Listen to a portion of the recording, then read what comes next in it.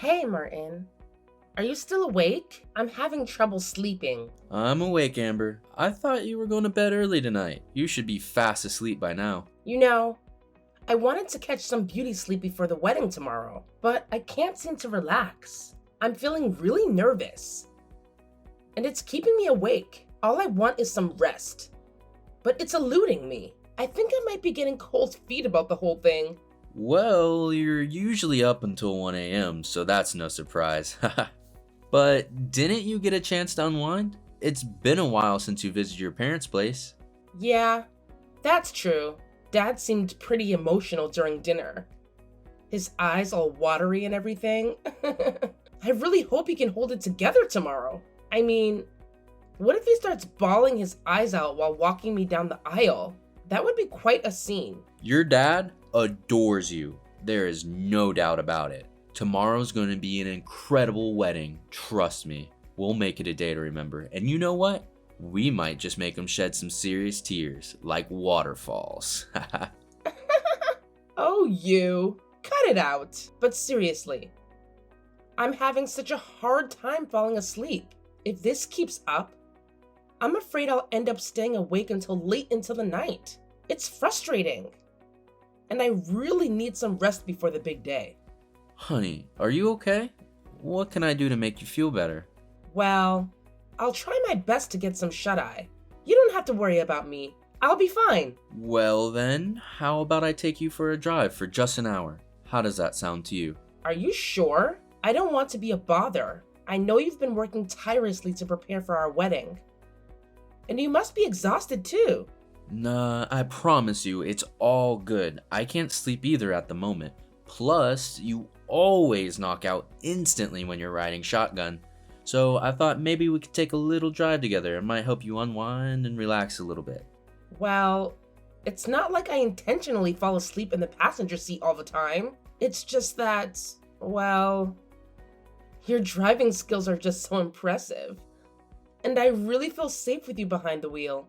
Yeah, that must be the reason why I tend to doze off. Alright, well if that's what you want, I'll head out and come pick you up right away. No problem at all. I'm on my way. Okay, thanks, Martin. I love you so much. You always take so good care of me.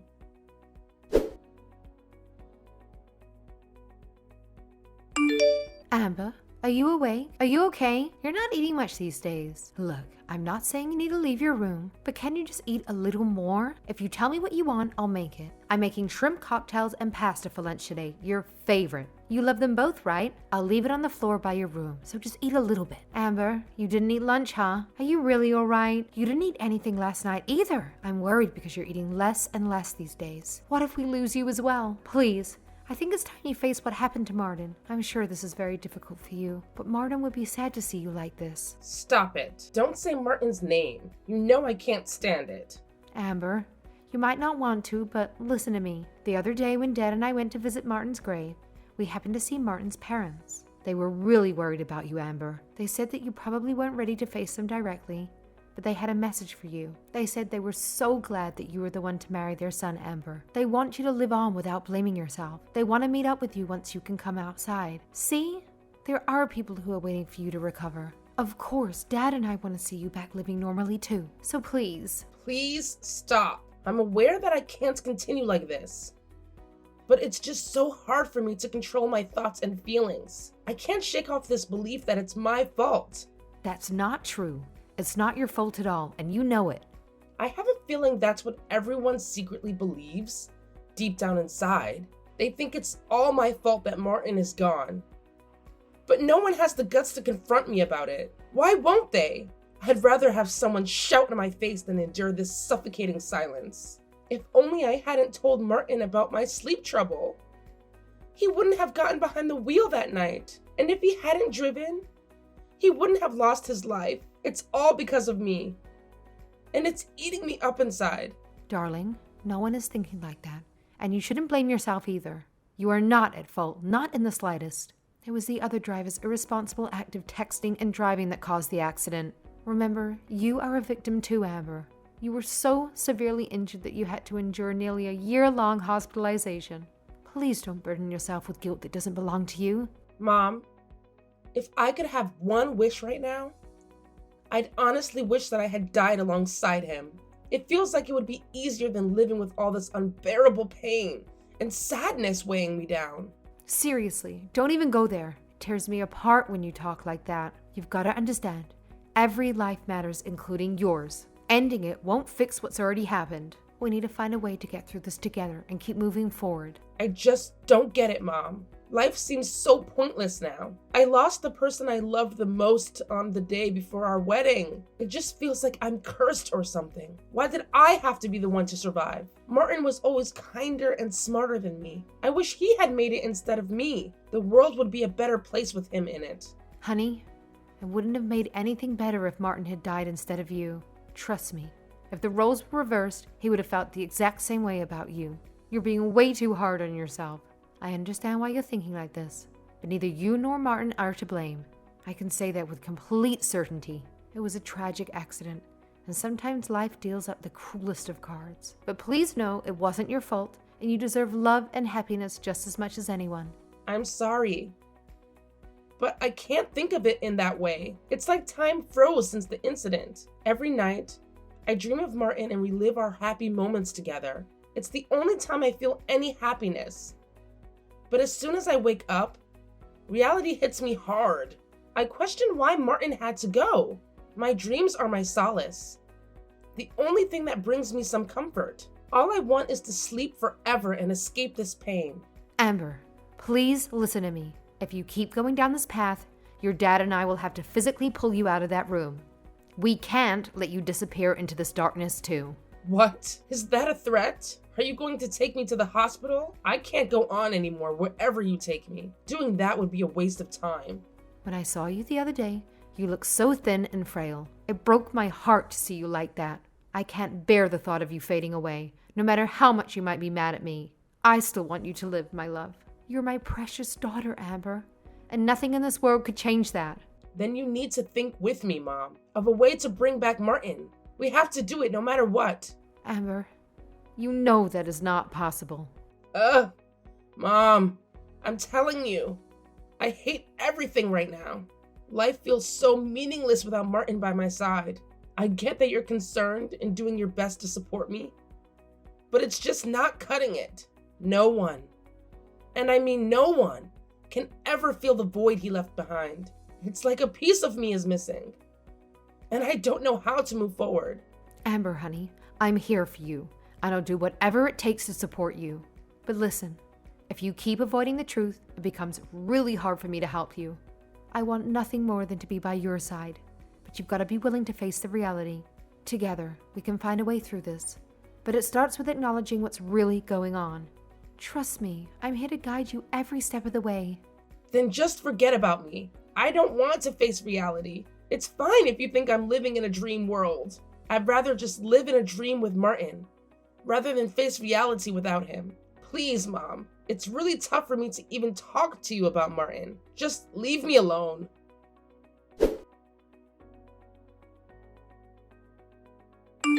Amber, you'll never believe this. A letter arrived from Martin. I know it's hard to believe, but it's true. The sender is definitely Martin. I want you to take a look because it's addressed to you. What are you talking about? Martin is already gone.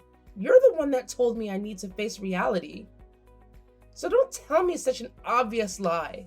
I'm telling the truth, Amber. You have to trust me. Wait, I'll slip it under your door so you can see it for yourself. I think you'll recognize if it's Martin's handwriting or not. Don't. There's no point in doing that. Please don't give me false hope. I know you want me to leave my room, but you don't have to use such petty tricks. I'm not. It really is from Martin. We haven't faked anything here. I checked the date. It's from the day before the accident 3 years ago. It's called a time capsule mail or something. So it must be what Martin in the past is scheduled to send today. But why does it arrive now? I don't get it. We won't know until you take a look, right? So I think you should take your time and give it a read. Okay, got it. I'll take a look. To my beloved Amber, happy anniversary, my love. As I write this letter, we've officially spent 3 amazing years together. I hope everything is going well for us. Originally, I had planned this letter as a surprise for our anniversary, but then I heard from a coworker that the honeymoon period tends to wear off after 3 years. I'll have to admit, It made me a little anxious. I just hope we haven't fallen into the trap of monotony in our married life. Don't blame me for being concerned, alright? But let me assure you, Amber, my heart belongs to you and you alone. I understand how work can be stressful and how may sometimes take each other for granted, but I sincerely hope I haven't let any of that affect our relationship negatively. If there are things you want me to work on, please share this letter with me as well. Communication is key after all. Remember when we were first introduced through Andy? My initial impression of you was that you were shy and gentle. Honestly, I thought we might have some difficulty getting along, but as I got to know you better, I realized that was not the whole picture. You were strong, independent, and have a vibrant personality. You had this incredible ability to light up any room you entered. It was not love at first sight for me, but I fell head over heels for you surprisingly fast. I may have came on a bit strong at first, and I remember you being a bit hesitant, but in the end, you chose me. You made the decision to spend the rest of your life with me, and that's something I'll forever cherish. Amber, the time I have spent with you has been the happiest of my life. I feel incredibly blessed to experience this kind of love. I made a personal vow to make you happy, to ensure that you feel grateful for having met and married me. In times of disagreement or conflict, I want you to remember this letter. I can be stubborn, I'll admit, and expressing my true feelings isn't always easy, but you know me better than anyone. You mean everything to me, Amber. Your beautiful smile, your positive attitude, I adore every single thing about you. Life is unpredictable, and I'm certain we'll face our fair share of challenges along the way. But as long as I have you by my side, I'm confident we can overcome anything that comes in our way.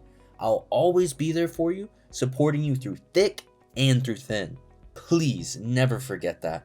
I love you more than words can express. Forever yours, Martin.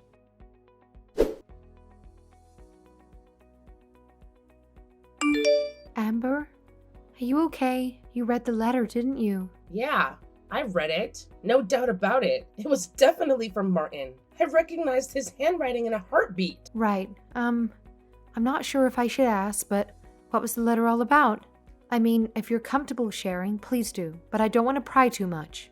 Well, he was worried that our married life might get boring after 3 years. Can you believe it? He's such a big worrywart. Oh, that's Martin for you, no doubt.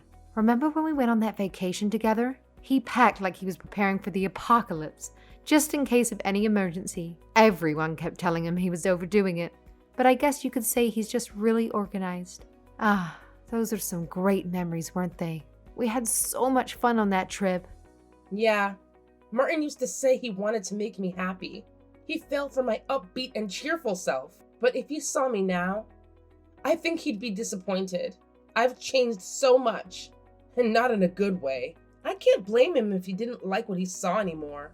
Not at all. But he would be really worried. And the Martin I knew would do anything to make you feel like yourself again. Aw, that's not fair. This letter caught me off guard, and it feels like Martin is still here with us. I was just going through old photos of him and me, you know? He looked so happy in all of them. But it wasn't just him. I could see how genuinely happy I was too. And it's bittersweet. It's hard to believe that those moments were real. And now he's gone. But I'll always cherish those memories and hold on to the happiness we shared together. Yeah, you two always look so happy together, sweetie. I thought you were a perfect match. Like a puzzle that just fits. And not just that, you both got along so well with each other's families too. It was heartwarming to see how everyone adored the two of you. You brought so much joy and love into our lives. Even now, those memories make me smile. Just know that you had something really special. And that's something to hold on to, no matter what. I loved Martin with all my heart, you know? I was so sure that our wedding would happen as planned, and we'd have this amazing life together. We talked about enjoying our time as a couple, having kids, and growing old side by side. I had these dreams of a fulfilling life with him, but reality hit me hard. I lost Martin, and it shattered me. I couldn't bear the pain, and it felt like everything fell apart. It's just so tough to accept that our plans and dreams got snatched away. I understand. It's not easy to accept or to move on from such a sudden loss. Yeah, but I felt a little strange after reading this letter. I felt like Martin was still watching over me 3 years later. I wanted to tell him not to say things like that to me, not to leave me again. But I can't help but be overwhelmed by my love for him, even when I'm broken like this. Reading his letter made me smile. My head is swimming with all sorts of emotions. It's maybe best to describe that I feel it's unfair he's done this to me. Oh, Martin really is well organized, leaving you such a thoughtful letter in advance. But I feel what he's done is a little unfair to me and your dad, too. Huh? Why is that? Your dad and I have been watching over you for 3 whole years, making sure you're okay. But you know what's incredible? It only took Martin one single moment to make you feel bitter. And honestly, that's a wonderful thing. Well, I'm sorry, Mom. I don't know how I should feel about it.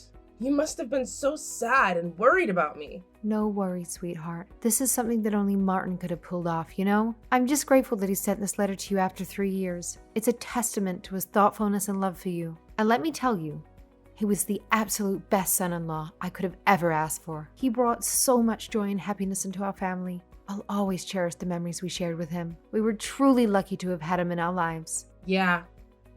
He would have been the best ever husband for me, too. Ugh. I'm sorry for causing you and Dad so much trouble. It's no trouble at all. I'm just glad you're talking about your feelings with me now. The hardest thing is to keep it all bottled up inside. If you start to feel it's all too much again, you can rely on me and Dad from now on. Don't carry this burden alone. It doesn't matter what it is. We'll be there for you. Thank you. Maybe it's too late. But after reading the letter, I feel like I can try to live again. I still don't want to admit that Martin is gone. But the fact is that he loves me so much. And I was happy once. So I can do it again. It might not happen immediately. Yeah, that's fine. One step at a time. There's no rush here. And better late than never. You're still 30, Amber. You've still got your whole life ahead of you. Thank you for supporting me all this time. Thank you for not giving up on me. What do you mean? Of course we didn't. Why would we ever give up on you, Amber? Anyway, you should tell your dad that too. He didn't try to talk too much because he didn't know how to approach you given what happened. But he's become even less talkative ever since you started shutting yourself in your room. He's constantly sighing. He'll probably cry buckets today when he found out what happened. I'll be right next to him, crying the same way. I'm so glad. I'm ashamed of myself. I walked past Dad lots of times, but I always ignored him. So what if you did? Nothing's changed. We're family. Right. Hey, Mom. Thank you too. I'm sorry for always leaving the food you made for me. I'll make up for all the sadness I've caused by making everybody happy. You don't have to change so suddenly. Just take things slowly at your own pace. We're just happy that you're living again. Yeah. As long as I'm living, I might be able to experience happiness again. Yeah, the first step is to start living. That's the most important part of life.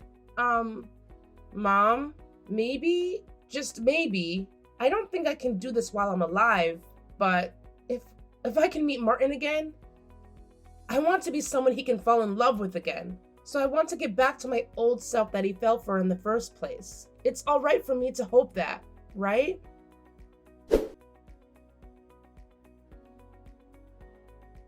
As Mom said, the moment I stepped out of my room, my dad broke down in tears. It had been a while since we had hugged, but I held him tightly, feeling his pain. His tears were contagious, and I found myself crying too. It hit me that I wasn't the only one suffering since that fateful day. It was a realization that brought some comfort amidst the grief. To regain some sense of normalcy, I established a routine for myself. I started working part-time a few days a week and began contemplating my future career plans. Recently, I mustered the courage to visit Martin's grave for the first time. Emotionally, it was incredibly challenging. I trembled with each step, struggling to move forward. However, with the support of my parents, I managed to make it through. Coming to terms with Martin's passing is still an ongoing process, but I feel prepared to face reality now. Life is short, and I want to honor Martin's memory by pursuing the things he and I had dreamed of. Although he may no longer be physically present, the cherished memories we created together will forever reside in my heart. Whenever I think of him, I sense his presence beside me.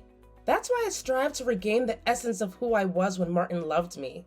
I am incredibly grateful to have met and married such a remarkable man. My love for him knows no bounds, and I am determined to live a life that honors his spirit and our shared dreams.